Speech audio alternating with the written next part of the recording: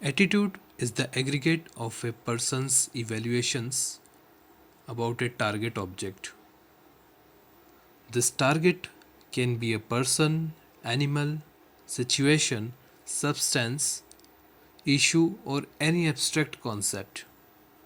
To elaborate, whenever a person sees or thinks of a target thing, the sum of thoughts and emotions that get created in a person constitute attitude.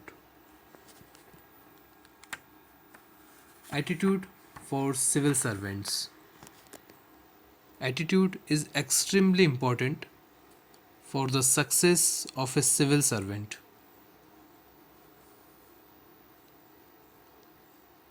It can be explained better in the following points. First one, inter-department coordination. A civil servant normally heads a department. Many times he has to coordinate with other departments. Here, the attitude for a civil servant makes a lot of difference. The positive attitude of revenue department and police department towards each other shall result in overall better maintenance of law and order. Second point, negotiation. Most important role of civil servant is negotiation. He or she has to negotiate with various stakeholders. In such a case, if he or she thinks that the other party also deserves reasonable share, then he or she offers very favorable terms and the deal is struck easily.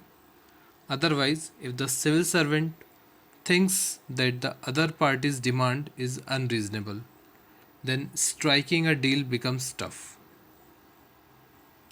Next point, relationship with employees. Measure attitudes about subordinates depending on the types of employees. Employees are hard workers, employees are incapable, employees are corrupt.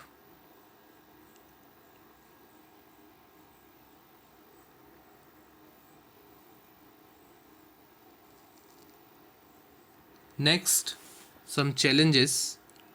A civil servant is always faced with mammoth challenges. Every task at first would look impossible.